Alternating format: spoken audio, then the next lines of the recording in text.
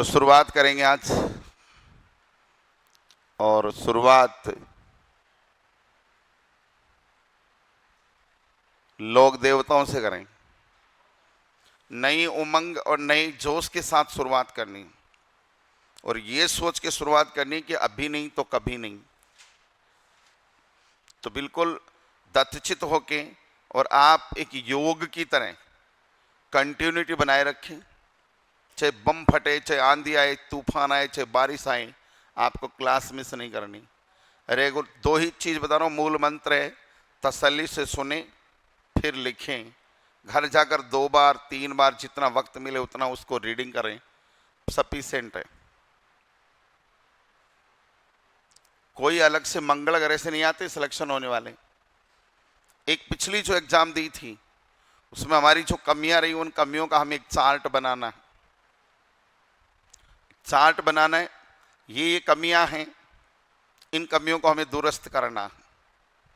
क्योंकि अगर चार्ट बना लिया अपन ने तो हम क्रॉस करते जाएंगे कि इसको हटा दिया, इसको हटा दिया।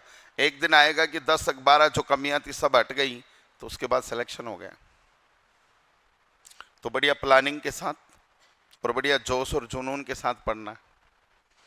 चलिए तो शुरुआत करते हैं। पहला ही दिन है, तो कला और संस्कृति की क्लास है, और थर्ड ग्रेड का पेपर देख लिया होगा आपने। हाईएस्ट 33 क्वेश्चन थे, कम से कम 28 क्वेश्चन थे। एवरेज क्वेश्चन की मैं बात करूं तो 30 क्वेश्चन का मसाला अपनी क्लास में से आएगा।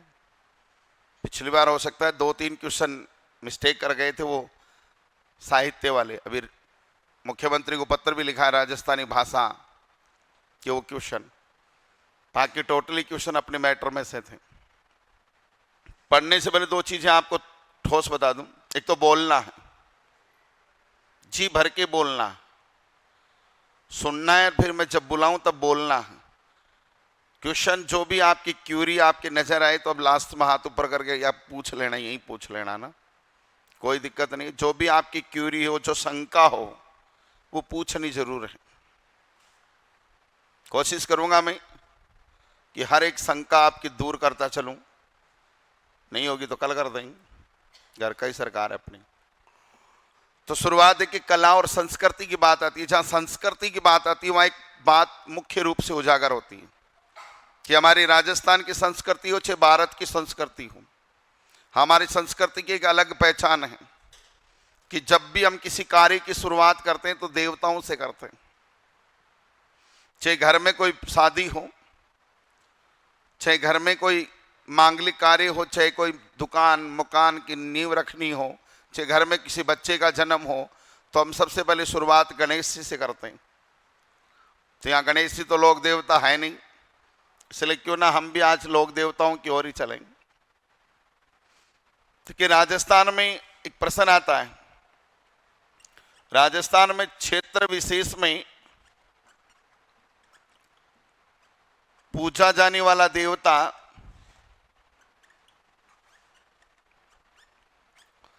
क्षेत्रपाल कहलाता। मन लगाना एक बार, प्रश्न आ जाए कि राजस्थान में क्षेत्र विशेष में पूजा जाने वाला देवता क्या कहलाता है? क्षेत्रपाल। राजस्थान में सर्वाधिक पूजा जाने वाला क्षेत्रपाल अगर पूछा जाए, सर्वाधिक पूजा जाने वाला क्षेत्रपाल अगर पूछा जाए तो उसका नाम है भैरव। क्या नाम है भाई? ये भैरव 2 प्रकार का होता है, एक तो काला और दूसरा गोरा। राजस्थान में क्षेत्रपाल के सर्वाधिक मंदिर अगर पूछे जाएं तो सर्वाधिक मंदिर है वो डूंगरपुर में बने हुए हैं। कहां बने हुए? क्षेत्रपाल से एक शब्द बना है खेतला, और मारवाड़ में कहावत है कि आधा में देवी देवता, आधा में देवी देवता और आधा में खेतरपाल। वापस आना, 4 ही लाइन। प्रश्न आ जाएगी राजस्थान में क्षेत्र विशेष में पूजा जाने वाला देवता या ग्राम देवता क्या कहलाता है? राजस्थान में सर्वाधिक पूजा जाने वाला क्षेत्रपाल भैरव। कितने प्रकार का? एक तो दूसरा, राजस्थान में क्षेत्रपाल के सर्वाधिक मंदिर क्षेत्रपाल से क्या बना है। और मारवाड़ में कहावत है कि आधा में देवी देवता और आधा में क्षेत्रपाल। एक प्रश्न आता है, लोक देवता किसे कहते हैं। ये अपॉर्चुनिटी आपके पास भी है, बन सकते हो आप भी देवी देवता। तो लोक देवता किसे कहते हैं, तो व्यक्ति मनुष्य के रूप में जन्म लेकर, सुन रहे हो ना, व्यक्ति मनुष्य के रूप में जन्म लेकर जब अपने कर्मों से पूजा जाता तो वो व्यक्ति क्या कहलाता है, लोक देवता। राजस्थान के लोक देवताओं में से 5 को पंचपीर कहा जाता है, पंचपीर। और राजस्थान के पंचपीरों को एक ही लाइन में पूछे तो गोपा मेहरा,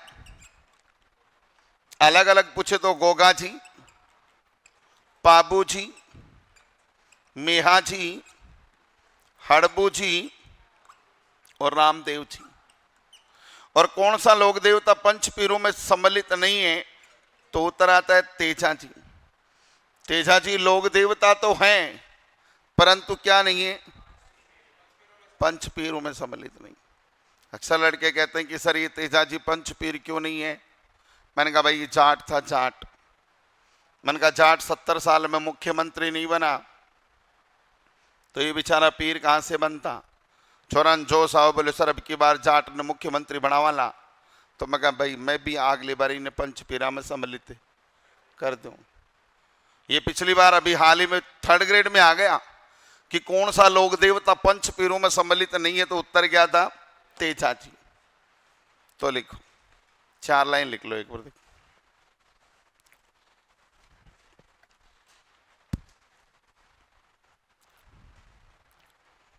लिखिए राजस्थान में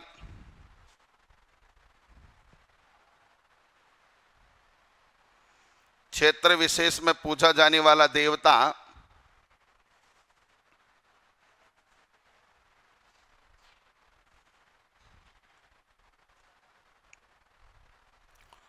क्षेत्र विशेष में पूजा जाने वाला देवता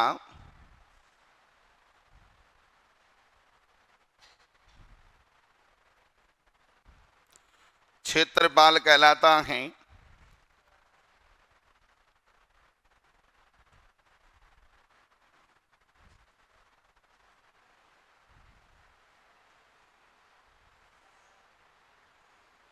क्षेत्रपाल कहलाता है।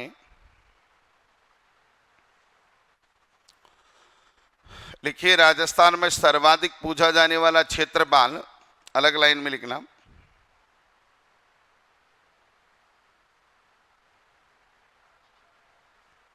राजस्थान में सर्वाधिक पूजा जाने वाला क्षेत्रपाल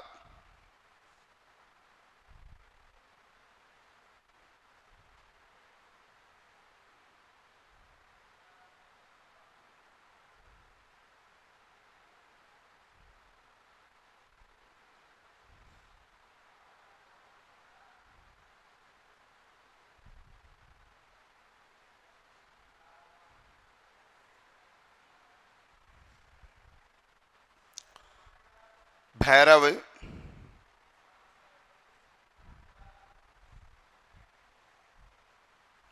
भैरव। देखिए भैरव 2 प्रकार का होता है।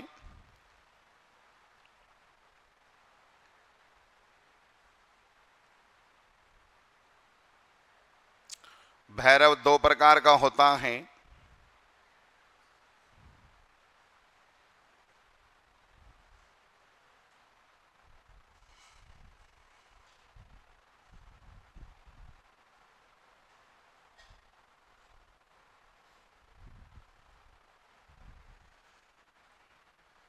दो प्रकार का होता है, काला और गोरा।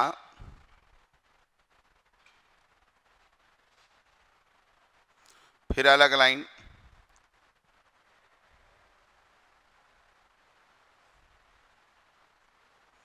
लिखिए राजस्थान में क्षेत्रपाल के सर्वाधिक मंदिर हैं।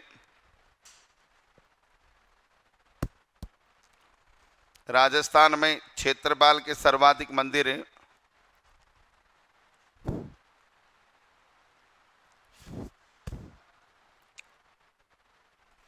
डूंगरपुर में बने हुए हैं,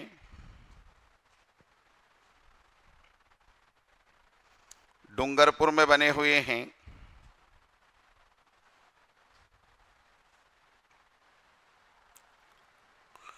फिर अलग लाइन लिखिए, क्षेत्रपाल से ही खेतला शब्द बना।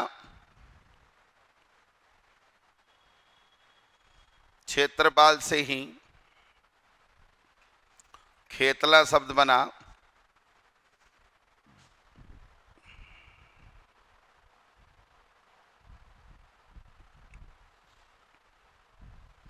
मारवाड़ में एक कहावत है, मारवाड़ में एक कहावत है कि आदा में देवी देवता, आदा में देवी देवता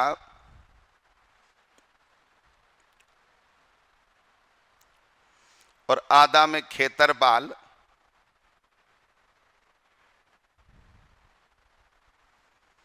आधा में देवी देवता और आधा में खेतर बाल।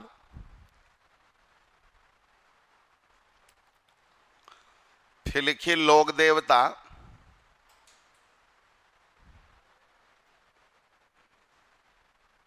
लोक देवता लिखिए व्यक्ति मनुष्य के रूप में जन्म लेकर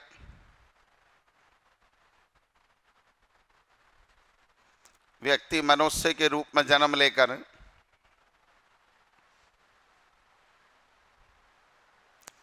जब अपने कर्मों से पूजा जाता है,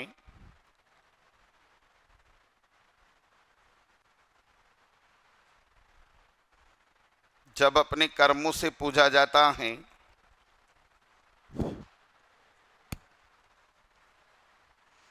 तो वह लोक देवता कहलाता है।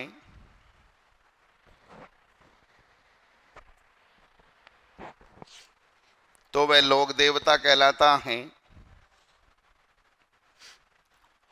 फिर लिखिए राजस्थान के पंचपीर,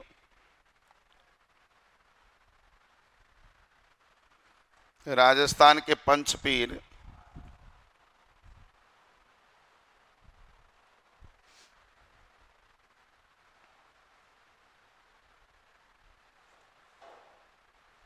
एक लाइन लिखिए गोपा मेहरा,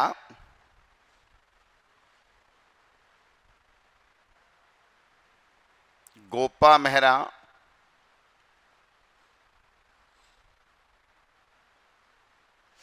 अलग अलग लाइन में लिख लो नाम। गोगाजी, बाबूजी,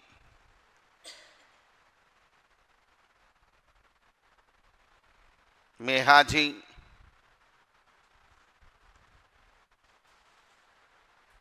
हड़बू जी, रामदेव जी, रामदेव जी। एक नोट लगाकर लिखिएगा, देखिए तेजा जी पंच पीरों में सम्मिलित नहीं है।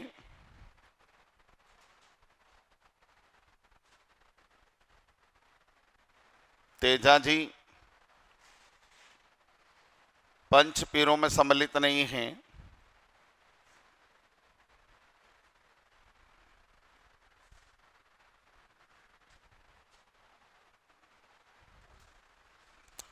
ये थे आपके शुरुआत के 2 लाइन।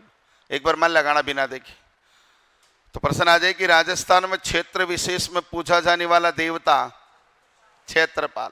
क्षेत्रपाल कितने प्रकार, क्षेत्रपाल को ग्राम देवता भी कहा जाता है। ग्राम देवता पूछे थे, क्षेत्र विशेष में पूजा जाने वाला देवता। क्षेत्रपाल कितने प्रकार का होता है?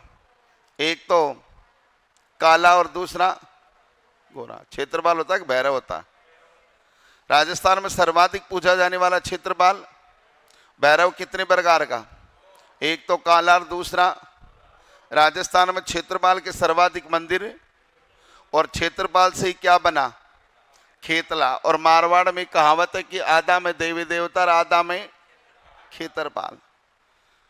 फिर आता है कि व्यक्ति मनुष्य के रूप में जन्म लेकर जब अपने कर्मों से पूजा जाता है तो व्यक्ति क्या कहलाता है? लोक देवता। और राजस्थान के लोक देवताओं में से 5 को पंच पीर कहा जाता है। एक सेंटेंस सुना होगा आपने, गोपा और मैरा। अलग अलग बात करें तो गोगा जी, पाबू जी, मेहा जी, हड़बू जी और रामदेव जी। और कौन सा लोक देवता पंच पीरों में सम्मिलित नहीं है? तेजा जी। तेजा जी लोक देवता तो हैं, परंतु क्या नहीं है? पंच पीर नहीं है।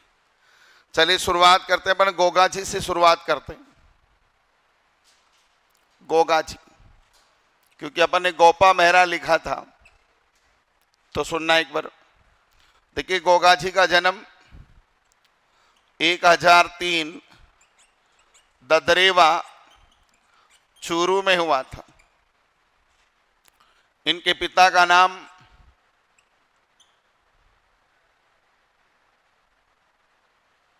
जेवर चौहान, माता का नाम बाछल दे, पत्नी का नाम केलम दे। केलम कोल्लूमंड की राजकुमारी थी। ये कोल्लूमंड कहां पड़ता है? जोधपुर में। इसके पिता का नाम था बूडो जी। वापस आना। देखिए, गोगा जी का जन्म पूछे तो कब हुआ? थोड़ा सा वॉल्यूम बढ़ाओ। देखिए यार, गोगो जी है। ददरेवा, इनके पिता का नाम, माता का नाम, पत्नी का नाम केलम दे कांकी राजकुमारी और पिता का नाम बूडो जी। ये जो गुगो जी का जी आ गया केलम के ऊपर, और इन्होंने मन ही मन में सोचा कि विवाह करूं तो किससे करूं? केलम से करूं। और डायरेक्ट बूडो जी को जाकर प्रपोज करके बोले कि सुन बूडो जी, मैं तेरी कुंवरी केलम से विवाह करना चाहता हूं, तेरी क्या राय है? बूडो जी बेचारा छोरी का बाप था, सोचने पर मजबूर हो गए कि युग क्या आए हुए। Direct attack. बूडो जी ने थोड़ी हिम्मत करके कहा कि सुन गुगो जी, तेरा प्रस्ताव तो बड़ा सराहनीय है, पर मैं घर पर बतियाऊंगा और उसके बाद मैं तुझे समाचार भिजवा दूंगा। ये कहकर के कोल्लूमंड आ गए। आकर केलम की मम्मी से बोले कि सुन केलम की मम्मी, ददरेवा चूरू का गोगा धनी अपनी कुंवरी केलम से विवाह करना चाहता, तेरी क्या राय है? गुस्से में हो गई केलम की मम्मी। कहा तुझे शर्म नहीं आई कहते हुए को? अरे कहा मेरी 13 साल की कुंवरी केलम और कहा तेरा 40 साल का बूढ़ा ठेठ गोगा जी। तू तो ब्याह की बात करे, बोले मैं मांगेड़ी छाछ कौन गालू तेरा गुगो जी ने। अब बेचारा बूढ़ो जी के कर ले मोटियार की जात। आपको सुमुंडो ले रहे। आफ्टर सम टाइम, कुछ समय बाद गुगो जी और बूढ़ो जी की मुलाकात हुई अजमेर के अंदर। या गुगो जी ने बूढ़ो जी से कहा, रे बूढ़ो जी, बहुत समय पहले एक बात कही थी, ने तो हाँ कही ने ना कही, बात क्या है? बूढ़ो जी बोले, भाई गुगो जी हो ब्याह कौन वैस के? बोले क्यों नहीं हो सकता? बोले जी केलम की मम्मी ने इनकार कर दिया। अब गुगो जी को गुस्सा आ गया। उन्होंने कहा सुन बूढ़ो जी, सावन की तीज ऊपर से जाने नहीं दूंगा, उससे पहले पहले तेरी कुंवरी केलम से विवाह करके दिखा दूंगा, नहीं तो मेरा नाम भी गोगा धनी नहीं। बूढ़ो जी बोले ठीक है भाई, तू ब्याह कर से जना, मैं भी जीम ले सिया, क्योंकि ब्याह या जीम वो तो ओणु ही हो। गुगो जी ने चैलेंज कर दिया और मेड़ी पर आ गया गुगो जी। और मेड़ी पर आकर सोचने लगा कि बात तो बहुत बड़ी क्या आया, अब यो काम पेश किया जा सी। और गुगो जी को उपाय सूझा। उन्होंने एक सरपणी को आह्वान किया। सरपणी का नाम था पद्मा। वो पद्मा नाम की सरपणी आई, आकर बोली, रे गुगो जी, आज इतनी घनी रात को मुझ सरपणी को कैसे याद किया?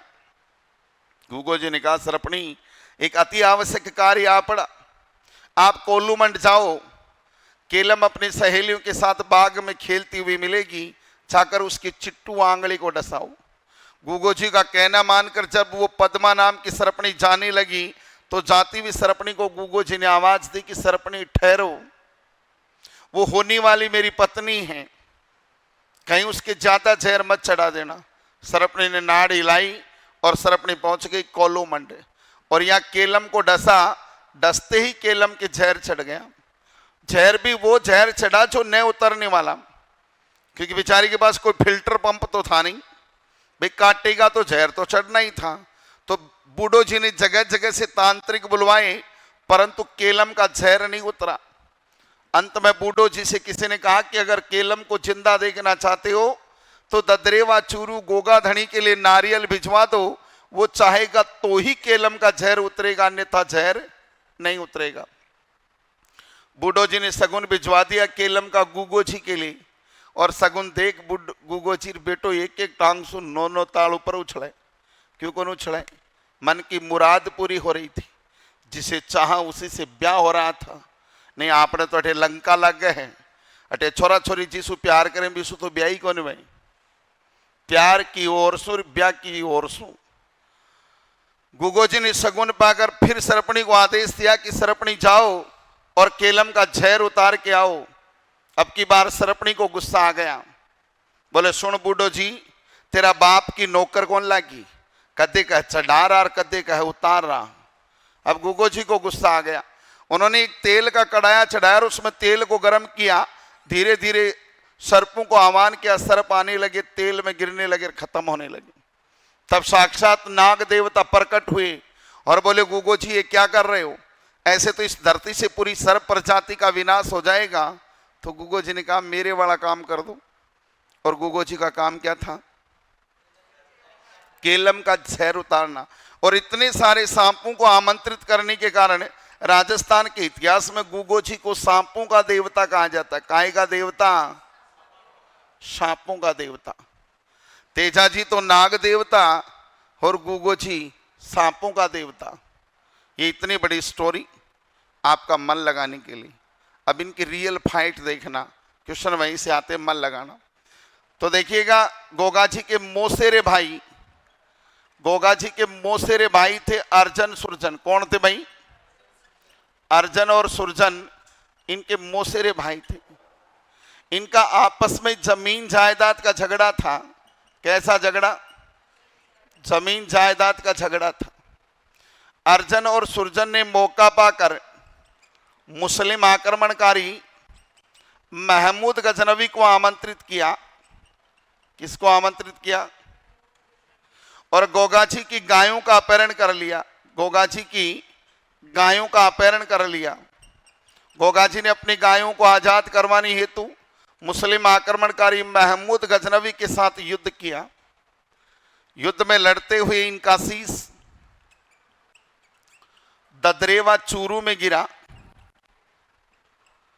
जहां शीश मेड़ी बनी हुई। इनके बिना सिर वाले धड़ को कबंद कहा जाता है। जो गोगा मेड़ी हनुमानगढ़ में गिरा, इस गोगा मेड़ी को धुरमेड़ी भी कहा जाता। इस मेड़ी का आकार मकबरे नुमा। इसके मुख्य दरवाजे पर बिस्मिल्लाह लिखा हुआ है। मेड़ी का वर्तमान स्वरूप महाराजा गंगा सिंह की देन। और गांव गांव गोगार, गांव गांव खेजड़ी, अर्थात गोगा जी का थान खेजड़ी के नीचे स्थित होता, जहां पत्थर पर शरप की आकृति अंकित होती है। सांप के काटने पर गोगा जी का आह्वान किया जाता है।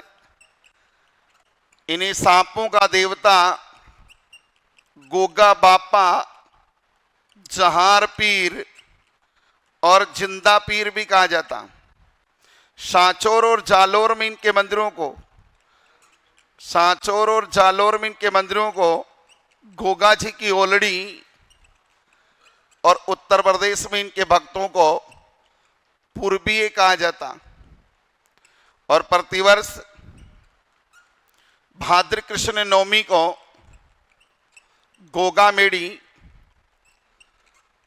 हनुमानगढ़ में इनका मेला लगता। और किसान हल जोतते समय इनके नाम की राखी बांधते हैं, जिसे गोगा राखड़ी। और इसमें 9 गांठ लगी होती। कितने गांठ? 9 गांठ।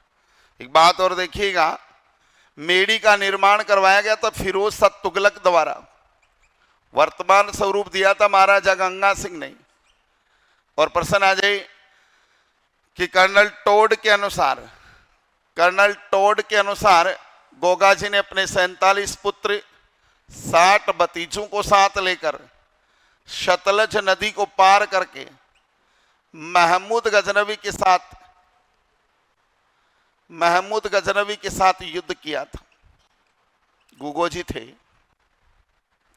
कितने पुत्र, कितने भतीजे। वापस आना, एक ब्रह्मा लगाना। देखिए थोड़ी सी ना आवाज कसी सोनी थी। कोलूमंड जोधपुर में गोगा जी का जन्म कब हुआ? ददरेवा। पिता का नाम, माता का नाम, पत्नी का नाम, कहाँ की राजकुमारी, पिता का नाम। गोगा जी के मौसेरे भाई आपस में कैसा झगड़ा, किसको आमंत्रित किया, किसकी गायें चुराई, गोगा जी ने अपनी गायों को आजाद करवानी है तो किसके साथ युद्ध किया। युद्ध में लड़ते हुए इनका शीश कहाँ गिरा, जहां क्या बनी हुई है, इनके बिना सिर वाले धड़ को का बंद वो कहाँ गिरा। गोगा मेडी कहाँ स्थित है? गोगा मेडी को ही मेडी का आकार, मुख्य दरवाजे पर मेडी का वर्तमान स्वरूप।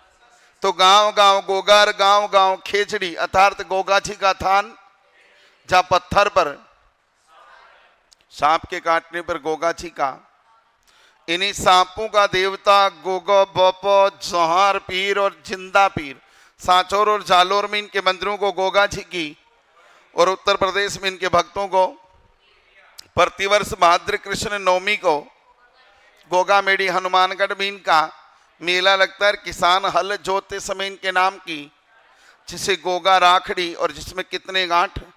9 गांठ। प्रश्न आ जाए कि मेडी का निर्माण किसने करवाया था?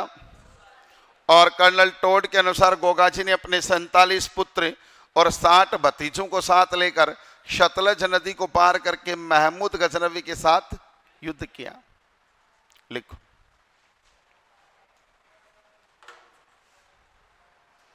मीठा मीठा लिखना। लिखिए, गोगा जी का जन्म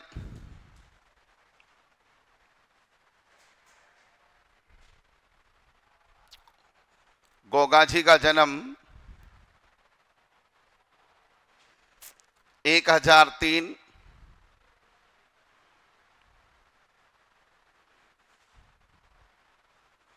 ददरेवा चूरू में हुआ।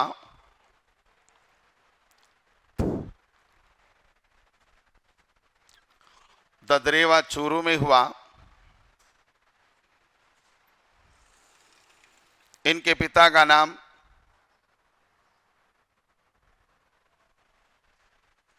जेवर चौहान, जेवर चौहान,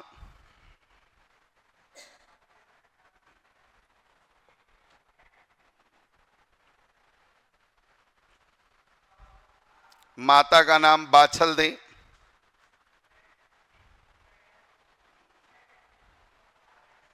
माता का नाम बाछल दे,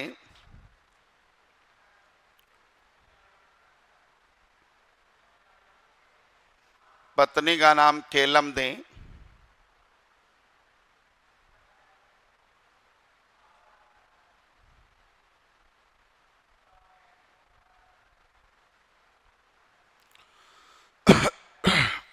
कोलूमंड की राजकुमारी, कोलूमंड की राजकुमारी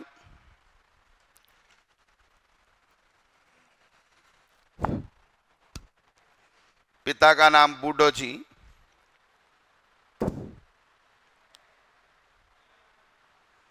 पिता का नाम बूडो जी,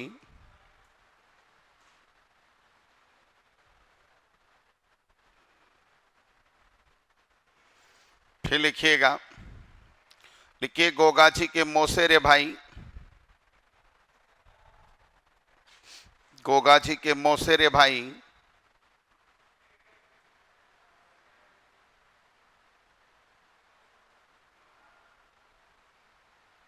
अर्जन व सुरजन थे।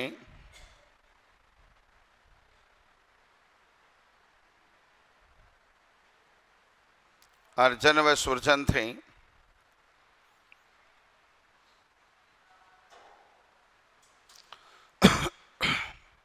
लिखिए आपस में इनका जमीन जायदाद का झगड़ा था। आपस में इनका जमीन जायदाद का झगड़ा था।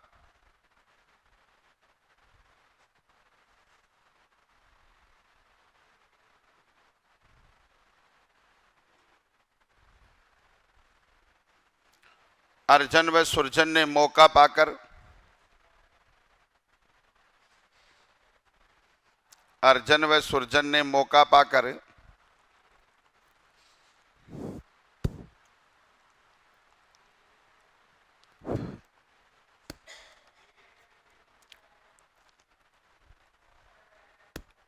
मुस्लिम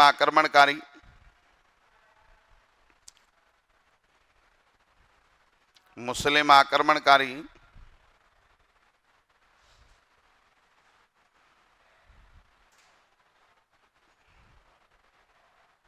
महमूद गजनवी को आमंत्रित किया।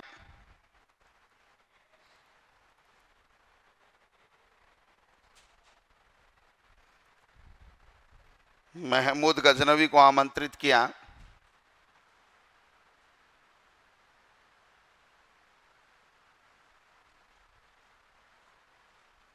और गोगा जी की गायों का अपहरण कर लिया।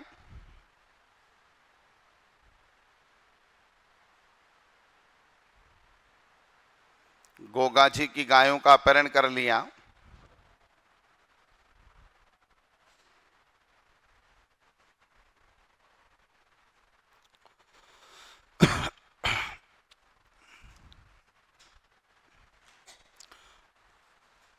देखिए गोगा जी ने अपनी गायों को आजाद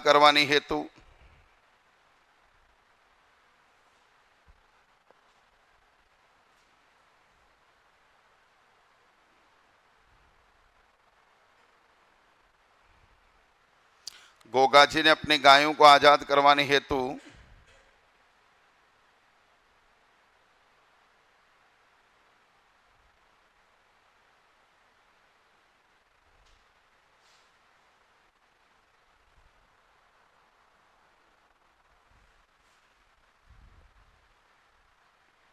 मुस्लिम आक्रमणकारी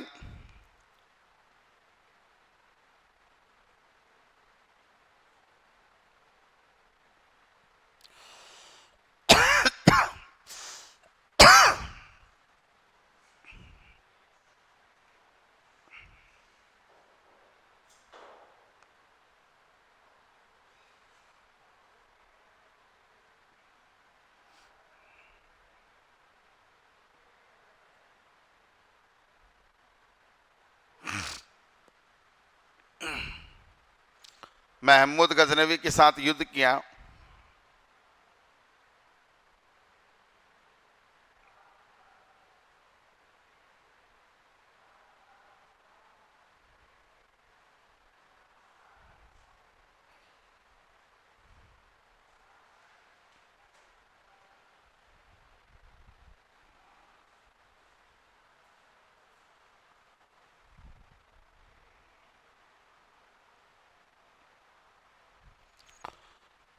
महमूद गजनवी के साथ युद्ध किया।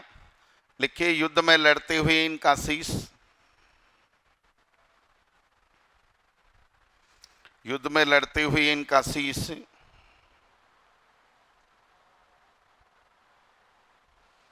ददरे व चूरों में गिरा।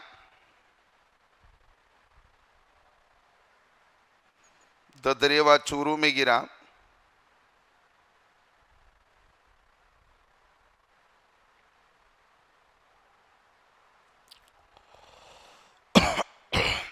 जहां शीश मेड़ी बनी हुई है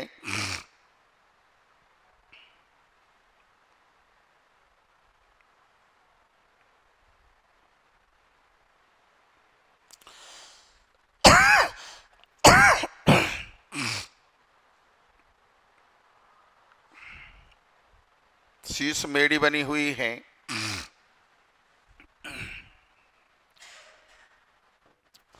फिर लिखिए इनके बिना सिर वाले धड़ को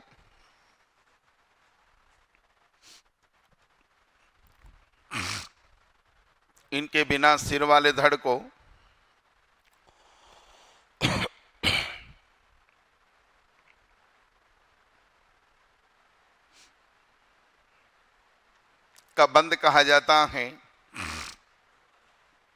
इनके बिना सिर वाले धड़ को कबंध कबंध कहा जाता है।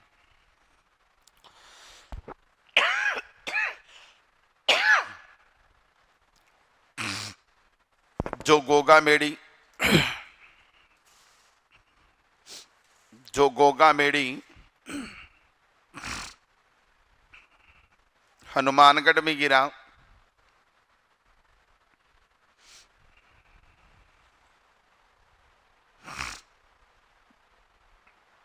गोगा मेड़ी हनुमानगढ़ में गिरा,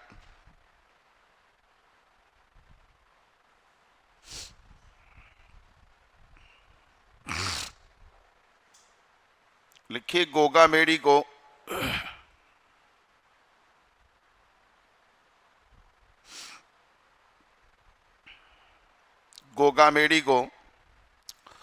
धुरमेड़ी भी कहा जाता है।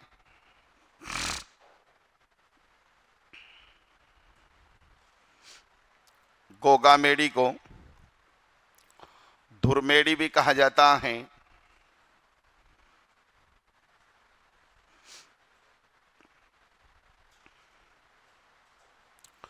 फिर लिखिए मेड़ी का आकार मकबरे नुमा, मेड़ी का आकार मकबरे नुमा,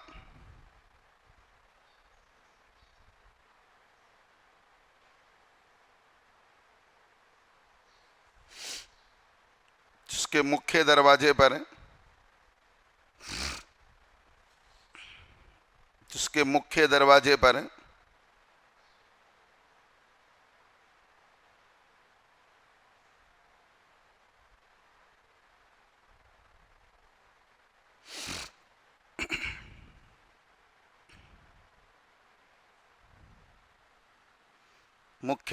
पर बिस्मिल्लाह लिखा हुआ है। बिस्मिल्लाह लिखा हुआ है।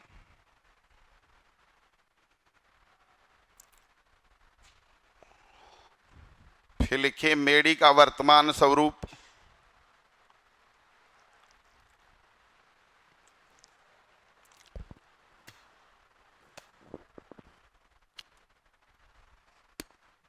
मेड़ी का वर्तमान स्वरूप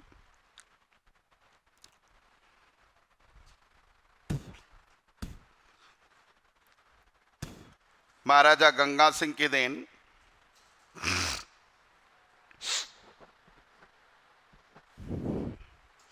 महाराजा गंगा सिंह की देन।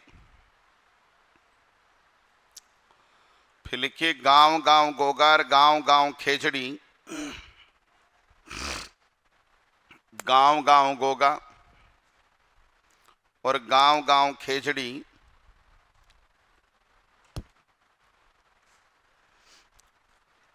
बेंगे ही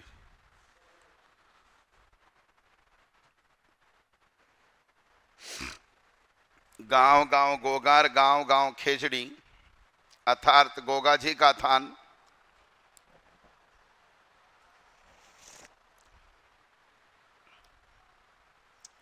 प्राय खेजड़ी के नीचे स्थित होता है।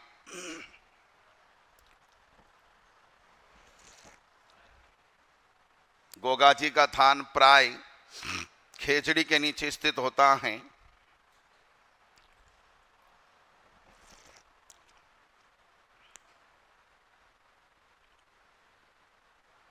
जहां पत्थर पर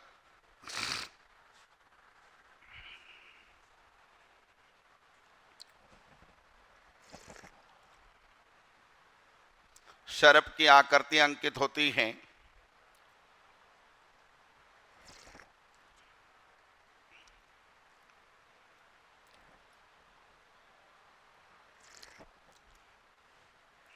शरप की आकृति अंकित होती हैं।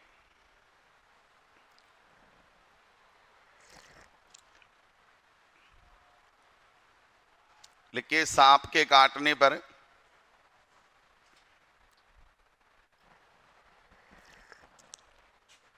सांप के काटने पर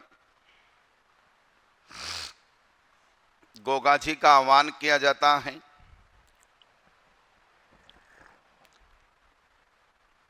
गोगा जी का आह्वान किया जाता है।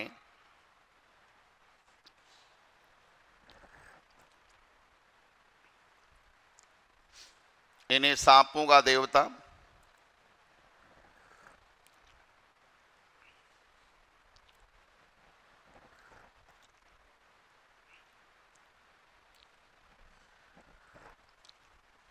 गोगा बापा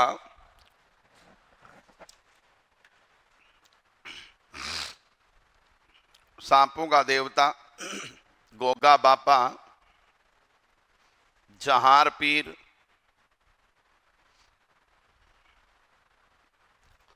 व जिंदा पीर भी कहा जाता है।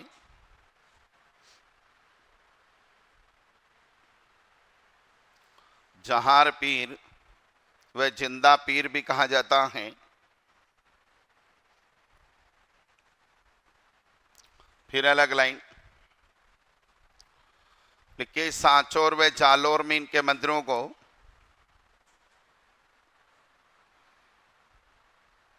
सांचौर व जालोर में इनके मंदिरों को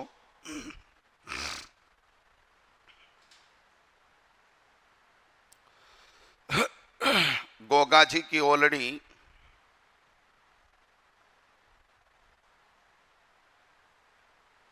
गोगा जी की ओलड़ी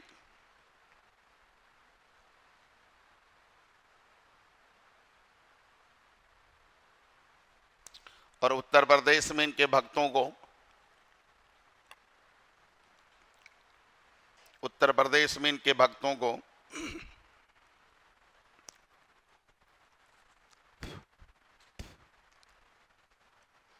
पूर्वीय कहा जाता है।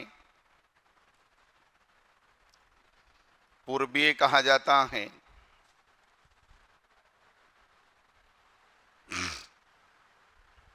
फिर अलग लाइन लिखिए, प्रतिवर्ष भाद्र कृष्ण नवमी को, प्रतिवर्ष भाद्र कृष्ण नवमी को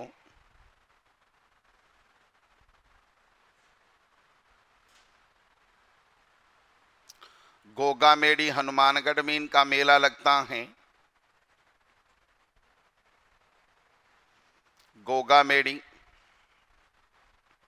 हनुमानगढ़ में इनका मेला लगता है।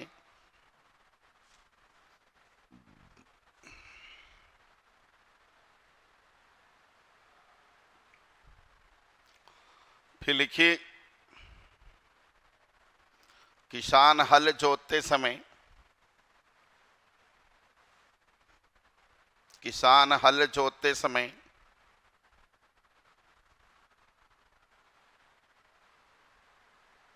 इनके नाम की राखी बांधते हैं।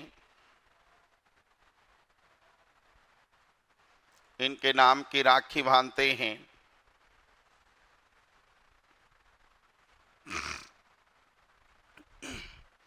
जिसे गोगा राखड़ी कहा जाता है।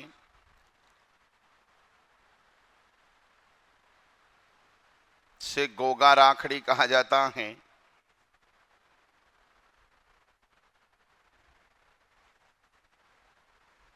और जिसमें 9 गांठ लगी होती हैं, इसमें 9 गांठ लगी होती हैं।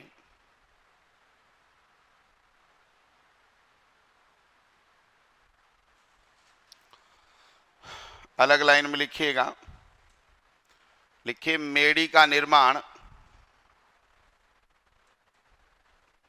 मेड़ी का निर्माण फिरोज शाह तुगलक ने करवाया था।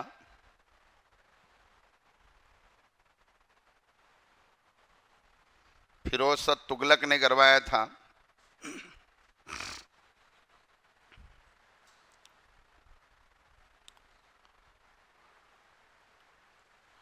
फिर लिखिए, कर्नल टोड के अनुसार,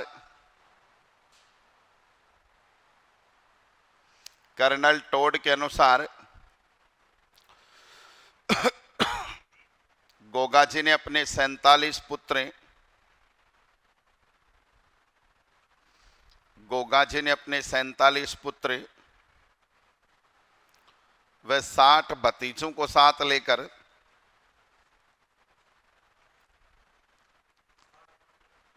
47 पुत्र, वह 60 भतीजों को साथ लेकर 60 भतीजों को साथ लेकर सतलज नदी को पार करके सतलज नदी को पार करके महमूद गजनवी के साथ युद्ध किया।